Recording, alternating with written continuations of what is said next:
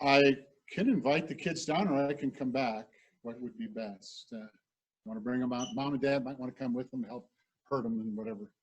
So, see if the Lord gives me a children's sermon there. Come on up, hon. Yeah, sit wherever you want. The families can all sit together, and you kind of keep families together and kids together, and 6 feet apart. Yeah, that's what I meant. You got to somehow honor that as best we can. Good. There you go. Good. All right. Well, if you wanted to move, just let them know. We can't be suspicious. Can't blame them. It is so good to see you guys. I missed you. My God is so,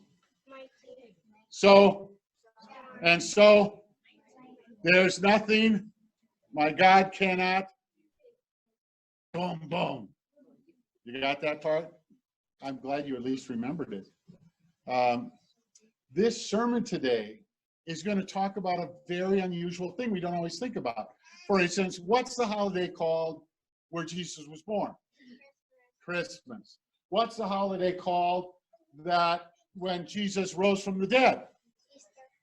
And do any of you know what the holiday, church holiday or church special day is called when the Holy Spirit comes upon the disciples and everybody in the upper room? Do you know what that one's called? Go ahead. Very good, Pentecost.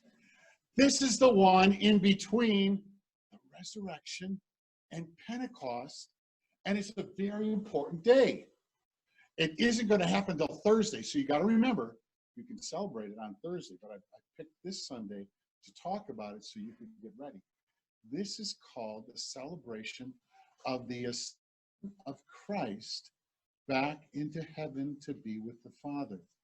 And what happened on this day is all the disciples and all the people that were there were called to a certain place on a mountain, and Jesus gave them some final words, and then he began to lift up off the ground. And he said, I'm not coming back. This is the last time you're going to see me like this. They could still run up and touch him and hold him, and he's taking his body with him. He rises up off the ground. And as he rises up off the ground, do you know what he's doing? He's blessing them. Do you know what that means? I love you. Don't forget I love you, and I care about, I'll watch over you all the time. And he's blessing them. He's telling them all these wonderful things. Don't you ever be afraid, because I will be with you in every situation. And I want to watch over you. And as he's praying those, speaking those things out, those blessings out, you know what happens? He enters into a cloud. And it says the cloud covered him over. And you know what's really neat?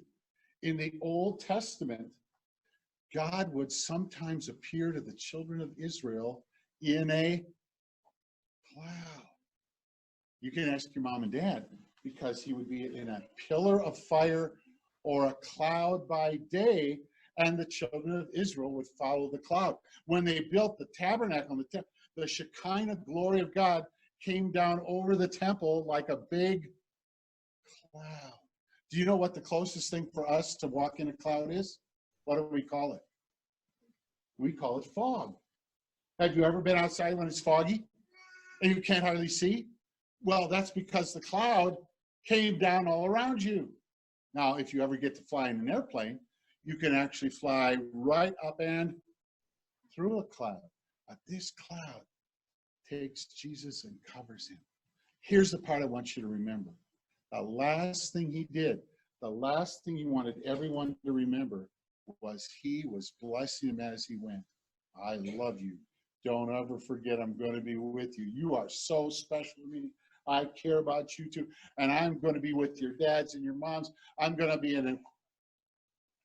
And you know what he's still doing in heaven? He's still blessing you. He's still loving you. Can you remember that? Good. I have a treat for you today.